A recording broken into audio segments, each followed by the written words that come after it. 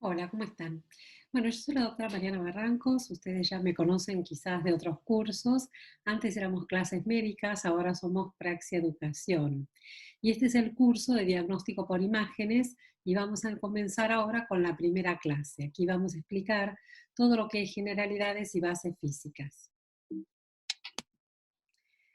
Bien, ¿qué tipo de modalidades de imágenes usamos para poder apoyarnos y hacer un diagnóstico que, por supuesto, siempre tiene que ver primero con la clínica y la anamnesis del paciente y con el motivo de consulta del paciente? Tenemos en radiología lo que es rayos X, también las mamografías, que son rayos X, ¿sí? La tomografía computada usa el mismo tipo de radiación que usan las radiografías, que son los rayos X. La resonancia magnética, que usa radiofrecuencia. La ecografía, que usa ultrasonido. La medicina nuclear, que combina todo lo que es imágenes con radioisótopos o isótopos radioactivos, como el centellograma o gammagrafía, que son sinónimos. Y también tenemos una modalidad que es el PET, la tomografía con emisión de positrones, que se usa glucosa marcada. Por lo general se suele hacer para detectar focos neoplásicos o de crecimiento anormal y metástasis. Bueno, esto es un poquito lo que nosotros tendríamos que conocer en cuanto a las bases físicas por lo que refiere a las longitudes de ondas, ¿sí? Las ondas de radio tienen una longitud de onda bastante amplia y luego esa longitud de onda se va acortando, ¿sí? Nosotros tenemos entre una onda y un valle, entre un pico de una onda y otra, una distancia que llamamos lambda, ¿sí? Esto es lo que conocemos como longitud de onda. A medida que esa longitud de onda se va acortando, es cuando nosotros empezamos a tener los rayos o la emisión electromagnética, que es la que vamos a usar en imágenes. Por ejemplo, los rayos X o en el caso de los rayos gamma, que ya los usamos con fines terapéuticos en oncología. Aquí tenemos el rango de espectro de luz visible, que es la que nosotros vemos, que por supuesto se descompone en todos estos 7 colores que conocemos. ¿Cuál es la base de la radiografía de los rayos X? Bueno, los rayos X son ondas electromagnéticas que atraviesan distintas estructuras y van formando imágenes. Primero forman una imagen latente que luego es revelada a través de soluciones y queda en la placa la imagen permanente. Actualmente hay muchos sitios, muchas clínicas principalmente, que hacen una imagen que se guarda en un CD o que se guarda en una computadora, ¿sí? Y se entrega al paciente muchas veces la imagen en CD o se entrega la imagen por correo electrónico, se le envía y no hay necesidad de imprimir o revelar una placa radiográfica. Bien, ¿cómo es la base o el fundamento de los rayos X? Nosotros tenemos el aparato de rayos X que tiene un tubo y ponemos al paciente de frente o de espaldas. Por lo general, las radiografías las tomamos de espalda, ¿sí? Y a una distancia de 1,80 m aproximadamente, y la placa de tórax que va a estar contenida dentro de una caja que se llama chasis. Al aplicar corriente eléctrica, el cátodo tiene un filamento de tungsteno que se calienta, ¿sí? Y al calentarse, emite electrones que salen disparados, chocan con el ánodo, y esa radiación que se abre así y se emite es la radiación de los rayos X. Hay unas propiedades que tenemos que conocer de los rayos X que son las siguientes. El poder de penetración se refiere a la capacidad que tiene el rayo de penetrar la materia y atenuarse según la densidad que tenga los distintos materiales que va atravesando. El efecto luminiscente significa que al incidir la radiación sobre algunas sustancias, éstas emiten luz. Y la luz la pueden emitir mientras está la fuente de radiación presente, que eso se llama fluorescencia, o si bien yo retiro la luz, la fuente de radiación o la fuente lumínica, puede ser que sigan emitiendo luminiscencia después de un tiempo. Y eso se llama fosforescencia.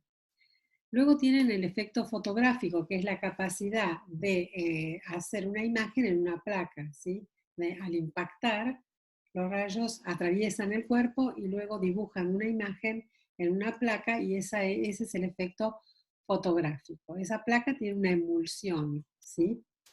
La van a ennegrecer. El efecto ionizante es la capacidad de producir la ionización de los gases y esto nos lleva al efecto biológico, que es la capacidad de producir cambios en los tejidos, principalmente en el ADN de los tejidos. Hay que tener en cuenta que lo ideal sería hacer no más de 5 placas radiográficas por año y la realidad es que las tomografías ya de por sí equivalen a muchas placas, como 40 placas cada radiografía. Y si los pacientes son irradiados permanentemente con rayos X o con tomografías, corren el riesgo de hacer mutaciones en el ADN y por supuesto que los rayos X son cancerígenos. Estos son los efectos que tiene los rayos X en la placa. La radiación incidente es el rayo que va a impactar sobre distintas sustancias y la radiación emergente es cómo sale modificado o sin modificar ese rayo. Cuando nosotros tenemos materiales muy difíciles de atravesar o materiales de contraste, en el caso, por ejemplo, del plomo, prácticamente es imposible atravesarlo. El bario, el yodo son sustancias que se usan como contraste en las radiografías. También el calcio, el yodo también se usa como contraste en lo que es tomografía principalmente, y el calcio que es el de los huesos. Así que metales, huesos, bario y yodo van a impedir prácticamente el paso de esa radiación incidente y por lo tanto no voy a tener un rayo emergente, entonces la placa va a quedar blanca. Luego tenemos partes blandas como músculos, tendones y ligamentos que nos van a dar tonalidades de grises. El tejido adiposo, la grasa, también tiene tonalidades de grises un poco más oscuras. Y finalmente los gases, como el aire, que no impiden de ninguna manera el pasaje del rayo incidente que sale sin modificarse como radiación emergente tal cual entró y por eso ennegrece la placa y lo vemos negro.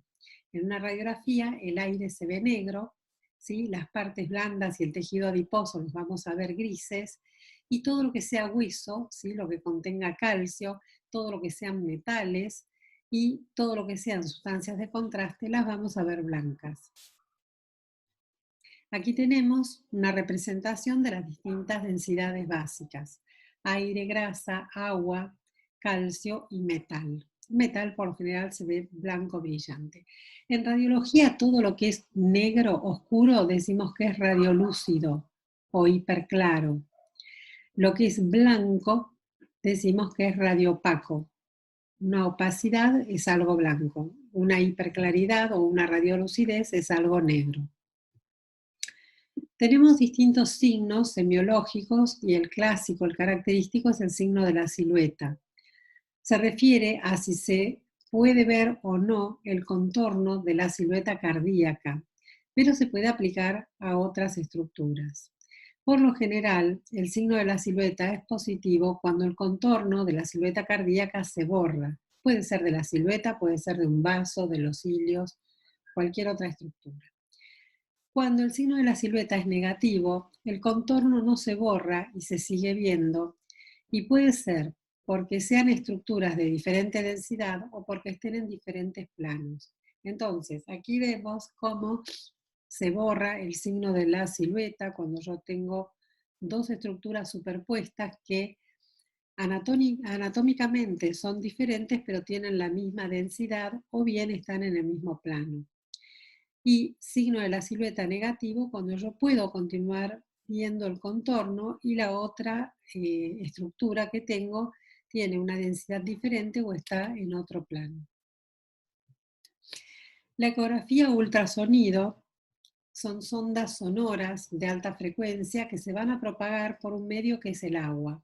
Esto es similar a lo que ocurre con las sondas de los submarinos, ¿sí?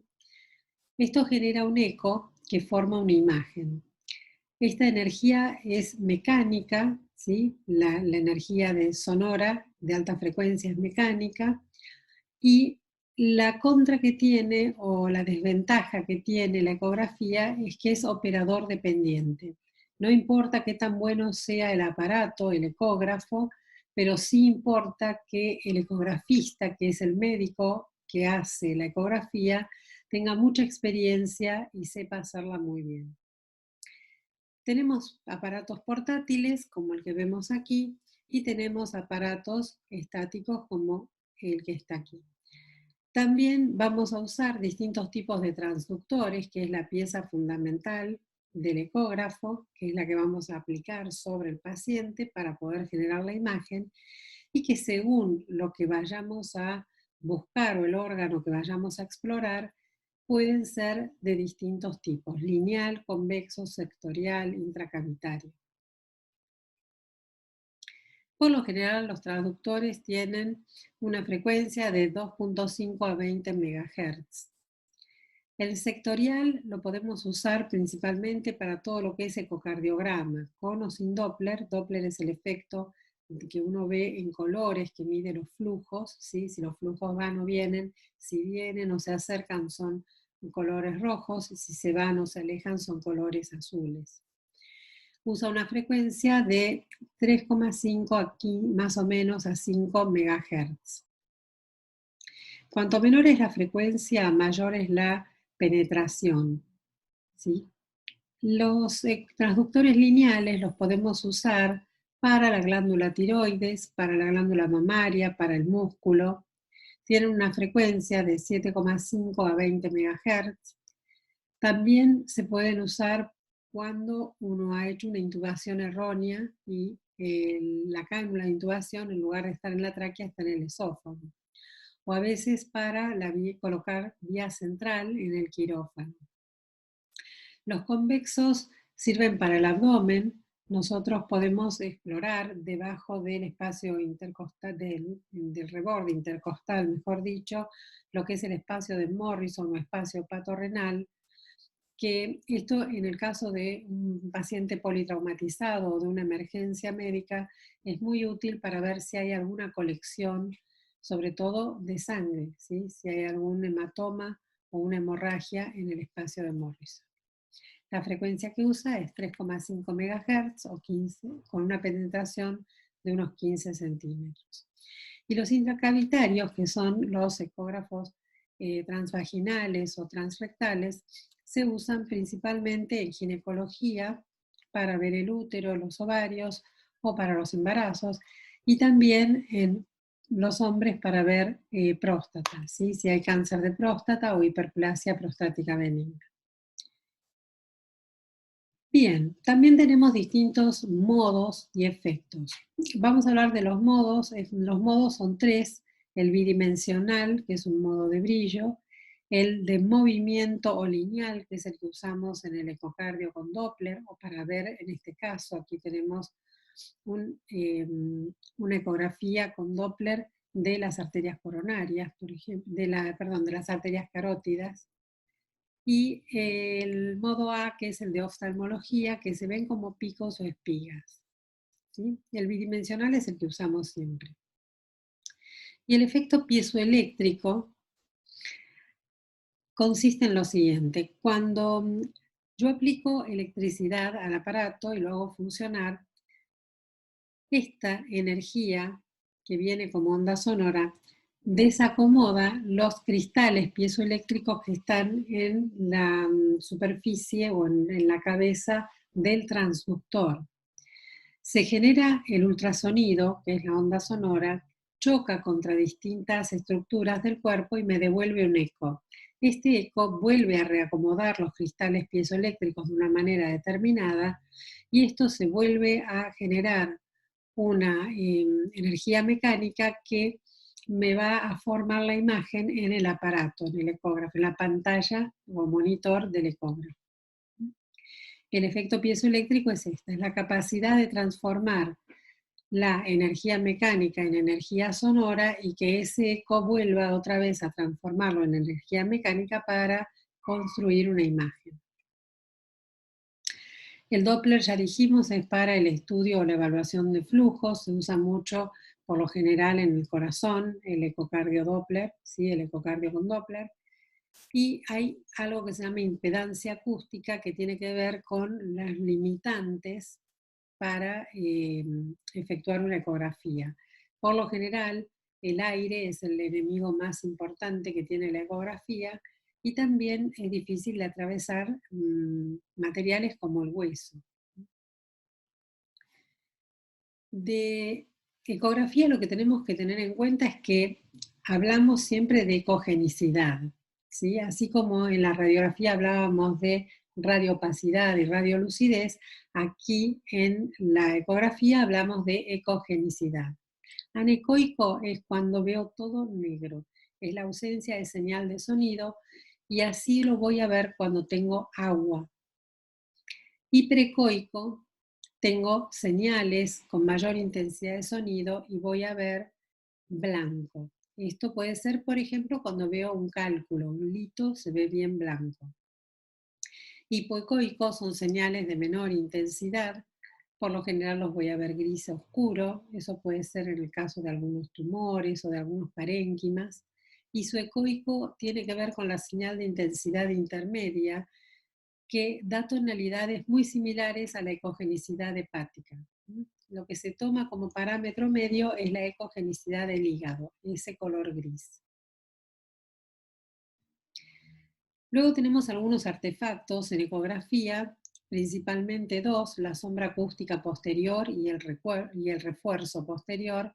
La sombra acústica es un cono de sombra oscuro que nosotros vamos a ver acá, hipoecoico, cuando yo tengo un elemento sólido arriba.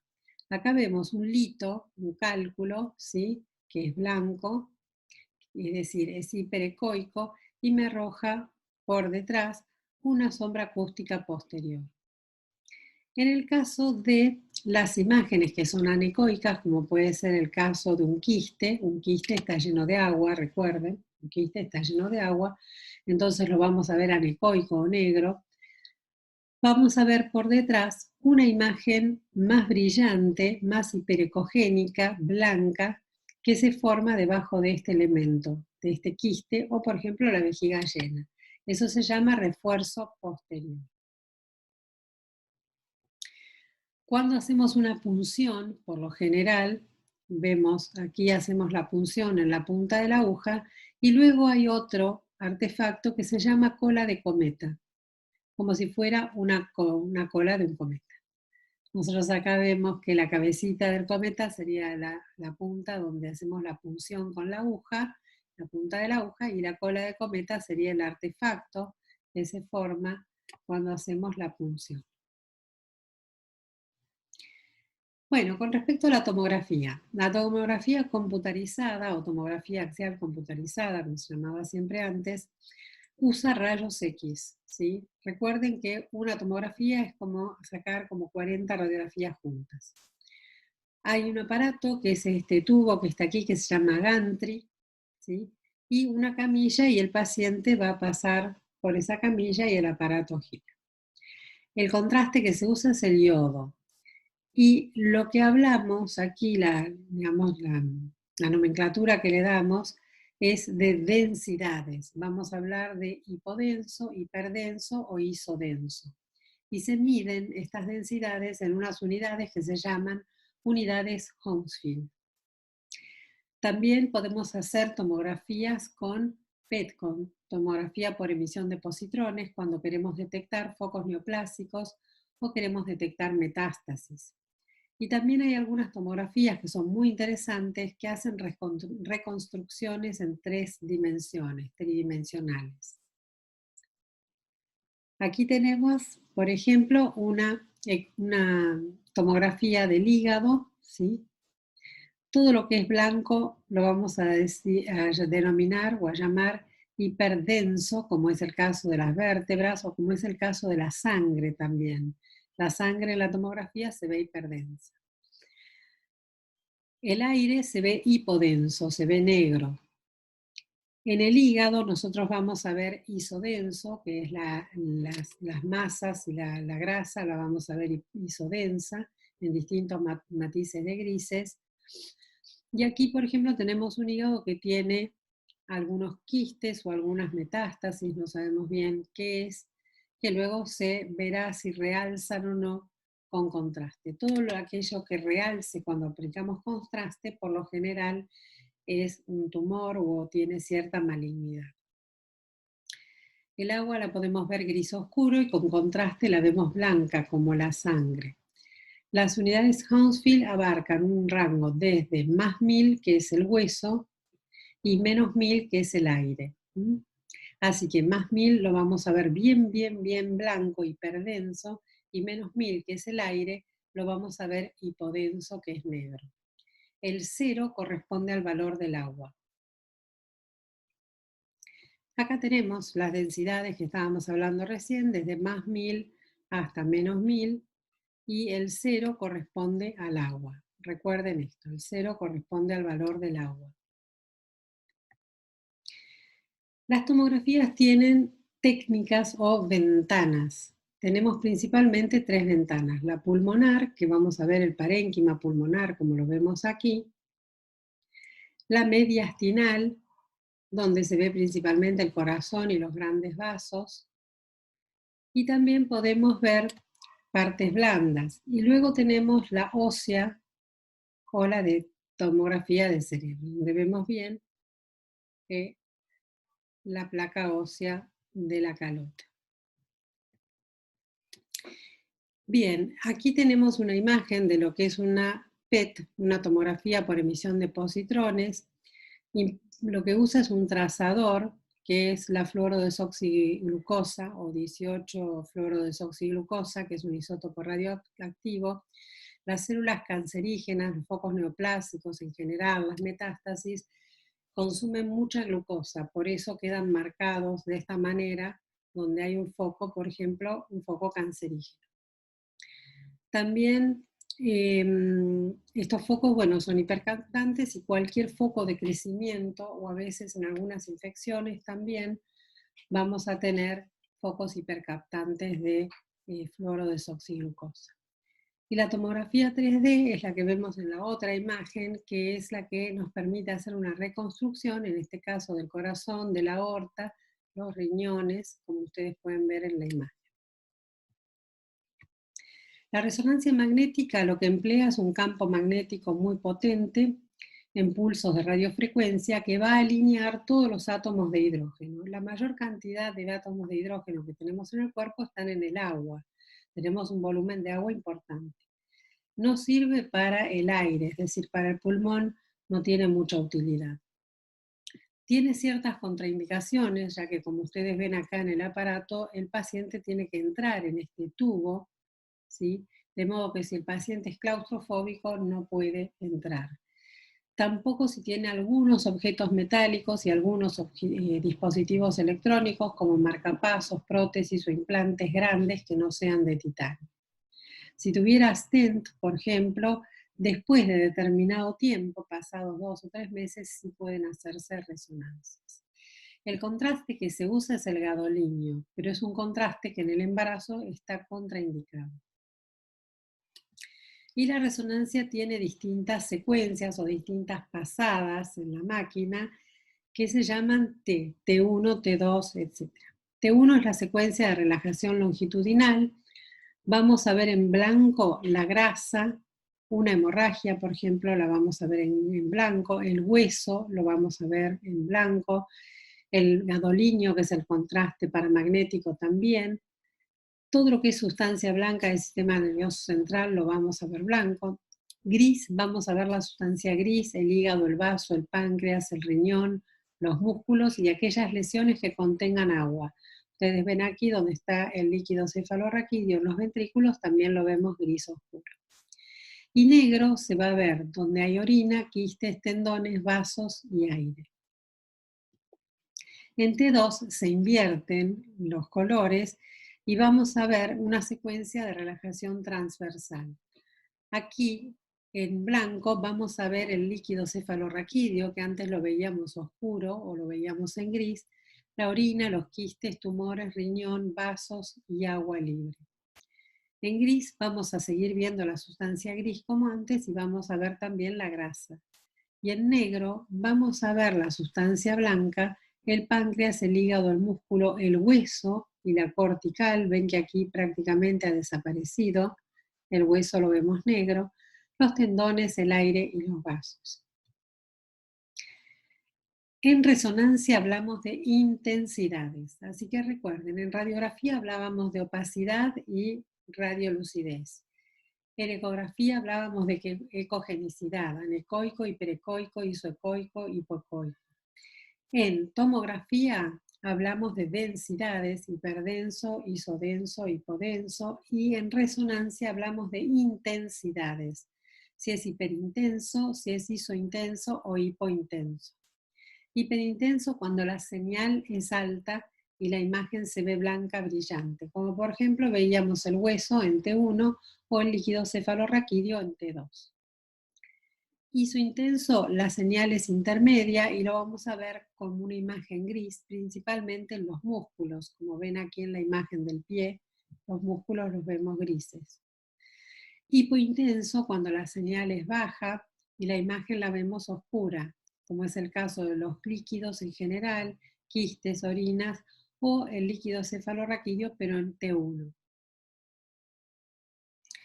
Luego tenemos lo que llamamos centellograma o gammagrafía, que emplea isótopos radioactivos, ¿sí? Son analizados estos por un contador de centelleo y uno de los más usados quizás es el yodo radioactivo 131, que se usa para el tratamiento del hipertiroidismo cuando hay que hacer destrucción de la glándula. Hay que aislar al paciente porque el paciente queda contaminado y puede seguir emitiendo la radiación, por eso se lo aísla al paciente. También se usa tecnesio 99 metaestable como otro de los isótopos radioactivos. ¿En qué indicaciones vamos a pedir un centellograma? Para detección y control de seguimiento de tumores óseos primarios y metástasis. Para hacer diagnóstico diferencial entre osteomielitis y celulitis, para algunas fracturas que no las podamos ver por radiografía, evaluación y seguimiento de las prótesis que se hayan colocado, detección y seguimiento de enfermedad de Payet, vamos a ir viendo cómo hay focos de reabsorción ósea y de neoformación ósea, para investigar cualquier tipo de dolor óseo que no podamos determinarlo por otra manera, y lo que hablábamos de los nódulos tiroideos y la destrucción de la glándula tiroidea, y también hay un centellograma que se llama de ventilación-perfusión, que es uno de los estudios que se hace entre las 24 y 48 horas posteriores a un tromboembolismo de pulmón para ver cómo quedó perfundida el área.